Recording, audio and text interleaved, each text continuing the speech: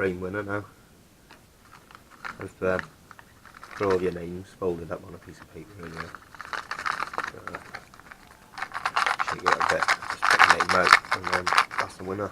I haven't had a lot of time, so like, you can see all the mess on the table.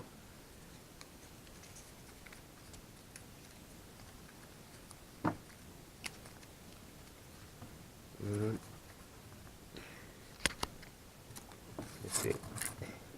Oops. Speed sloth. So, yeah, I'll send you a message. Get in touch with you. But yeah, you're the winner. You have to send me your details. Wait to send it. Sorry you're rescuing, but that's our winner.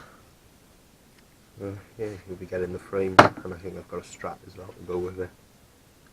So, yeah, thanks for everyone for entering. Yeah, I'll probably be doing some more giveaways at some point.